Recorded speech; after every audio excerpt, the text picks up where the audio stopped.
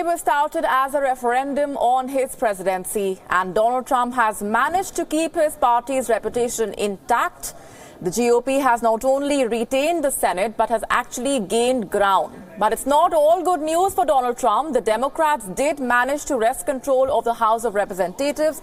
Democrats picked up at least 10 Republican-held seats as they moved closer to winning control of the U.S. House of Representatives. House Minority Leader, a Democrat, celebrated her victory in this election. Nancy Pelosi said Democrats in the U.S. House of Representatives will use their majority to pursue a bipartisan agenda for the country. Pelosi is expected to seek the top job of House Speaker, a post that she has held for 4 years, beginning in 2007. Republicans, it's about restoring the Constitution's checks and balances to the Trump administration. It's about stopping the GOP and Mitch McConnell's assaults on Medicare, Medicaid, the Affordable Care Act, and the health care of 130 million Americans living with pre-existing medical conditions. Let's hear it more for pre-existing medical conditions. It's about ending wealthy special interest free reign over Washington.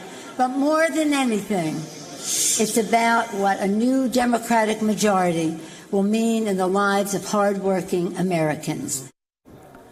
But that was not going to derail Donald Trump's victory run. The U.S. president took to Twitter to thank America for what he called a tremendous success. It was an election of many firsts, like Massachusetts elected Ayanna Pressley, the first black congresswoman from the state. Ayanna Pressley won the state's 7 district seats. Pressley had also made history by becoming the first black woman to serve the Boston City Council.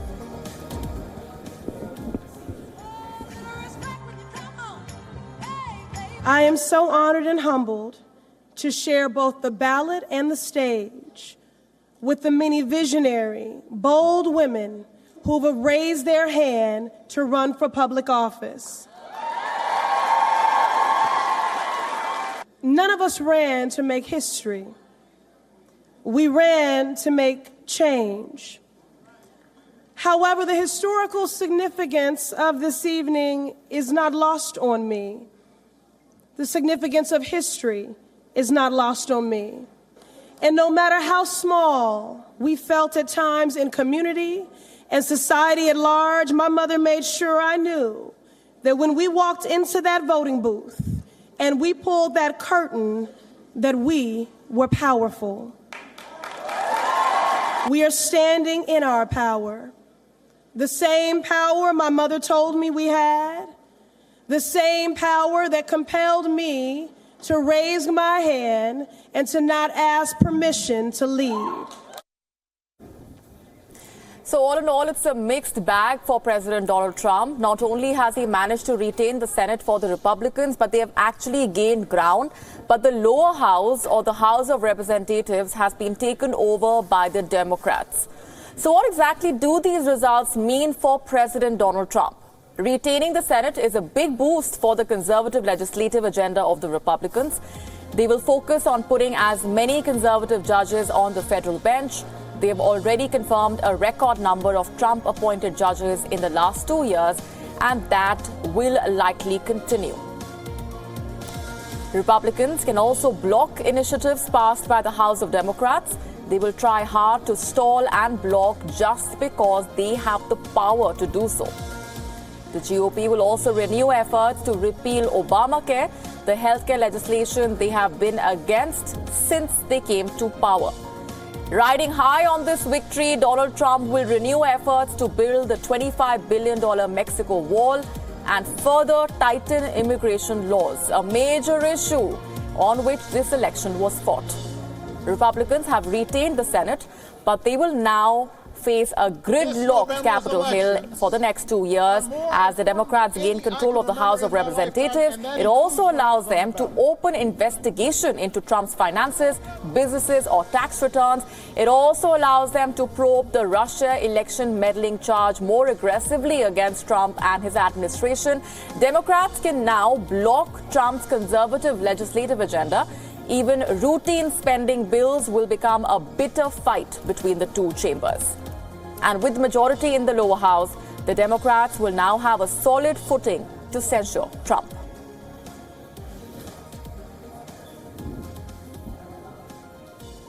Let's broaden this up. Joining us right here in Wion studio is Verghese George, Associate Editor at The Hindu and author of the book Open Embrace, US-India Ties in the Age of Modi and Trump. Also joining us is Professor Brahma Chelani from the Strategic Studies at Center for Policy Research. Thanks very much for joining us this minute here right here on Wion. Professor Chelani, let me come to you first. Your thoughts on the split result that this midterm election has thrown up, and what that really means for President Trump.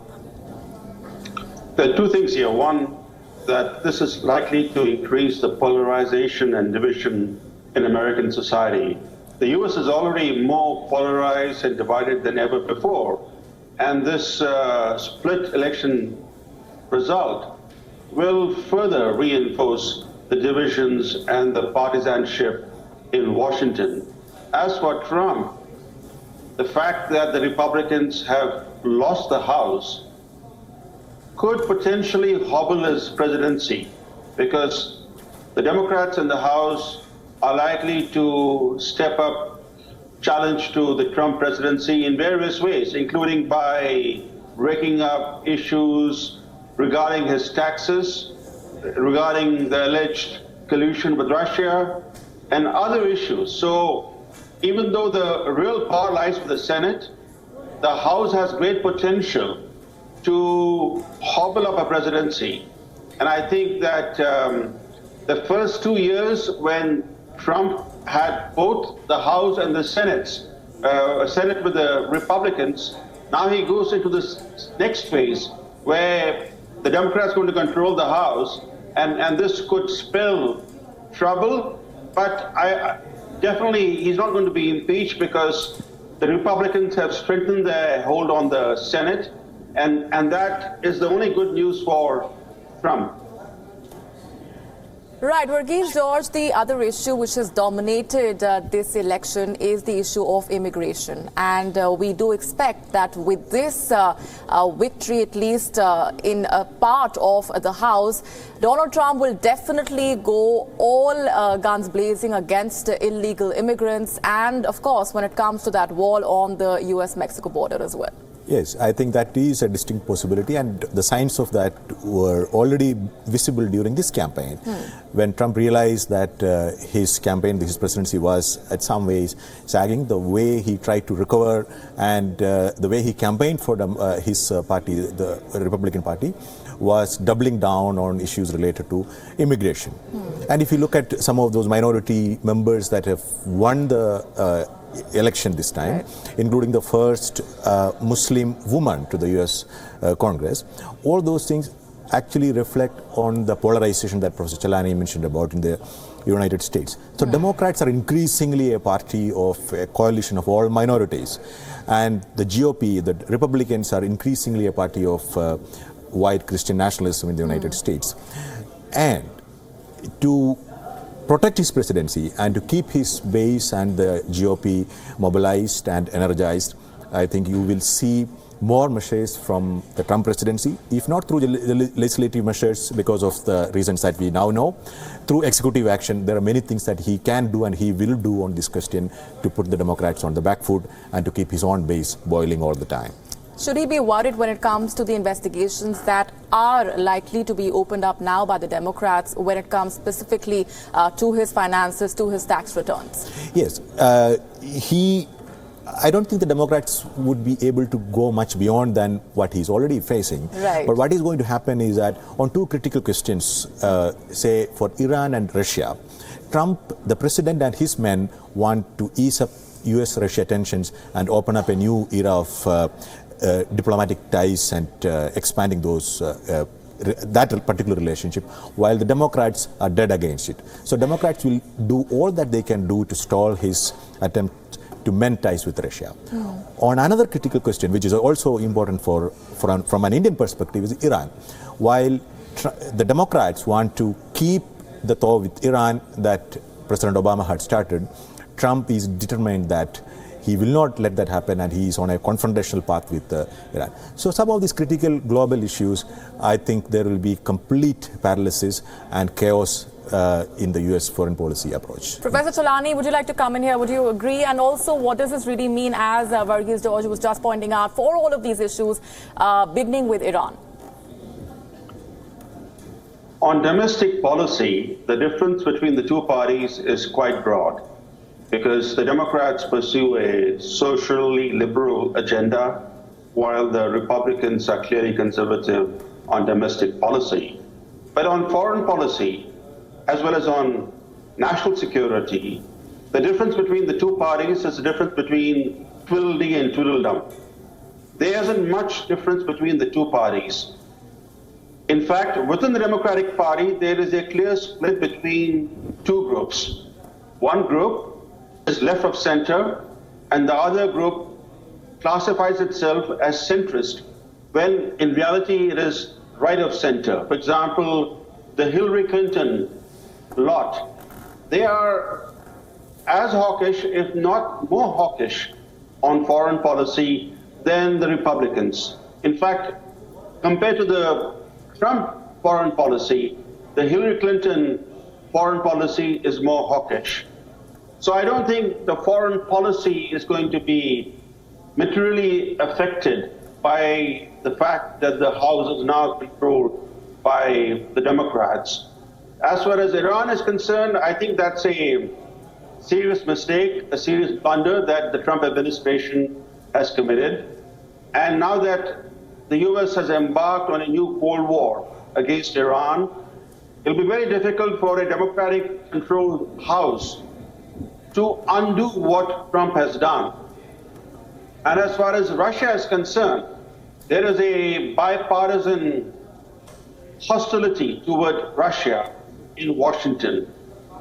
Even though Trump personally would like to ease tensions with Russia so that he can actually take on China more friendly, the fact is that more than a generation after the Cold War ended, many in Washington are not able to get over their obsession with Russia, which is a declining power. Interesting. Varghese George, though, believes that this will have a bearing on the U.S. foreign policy. Yes, indeed. I think the biggest impact for a foreign country, particularly for a country like India, the biggest impact of the Trump presidency is not what he does domestically. And this whole idea that the consensus that existed among the establishment Democrats and the Republicans in Washington, D.C.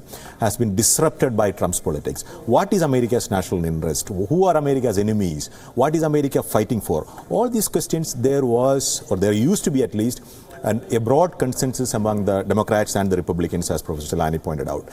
What Trump politics in general and Trump presidency has done in the last 2 years is a very clear disruption of all those consensus. So if you take trade with China, if you take with what to do in Afghanistan, how to pursue the war. On all these issues, the way the American security establishment perceived what American interests should be and what it should be fighting for, Trump has Trump has negated all of that. So in the next 2 years, don't be surprised if Trump orders the abrupt withdrawal of the US troops from Afghanistan and many other disruptive decisions he can take. And on all those decisions, a Democratic majority House of Representatives will be in direct conflict with the president, and they will actually do things that will provoke him and aggravate that polarization and the conflict much more. What was a reality of the U.S. U.S. polity at the moment is now being reflected in its lower house of the legislature, and that is going to be fought in very bitter terms, and that will definitely have very serious consequences in the way, or very serious impact on the way the U.S. conducts its foreign policy, and there will be considerable impact for India because of that. For example, H-1B. Absolutely, and that's going to be one of the crucial issues to watch out for. But Professor Chelani, this campaign, divisive campaign to say the least, that Donald Trump has indulged in the run-up to these elections, issues like illegal immigration, like birthright citizenship, have been one of the strongest points that he is hinged on to when it comes to his rallies as well. What is the result, the split result today, in a way, tell you about what the U.S. voters want from Donald Trump's administration? Is this in a way a thumbs up to the divisive campaign as well and the issues that he has raked up? Politics in a number of countries, including India, has become very divisive. So the US is not alone. And like in India, where parties pander to certain electoral constituencies, so too in the United States. Trump was clearly pandering to his Republican constituency by harping on the immigration issue. For example, this caravan business, the way he went after the caravan issue, was clearly designed to inflame passions, to rouse his constituency. But whether this has helped him sufficiently is debatable, because the Republicans have improved their strength in the Senate, but they have lost their majority in the House. So the election outcome is very mixed for Trump and the Republicans. All right, we're going to leave it there for the moment. Professor Chelani and Verghese George, appreciate very much you joining us with those perspectives. Of course, it's been a crucial few hours for the United States. And as both our guests pointed out, it's an election result which is going to have a bearing not just on domestic policies and issues, but also on United States foreign policy.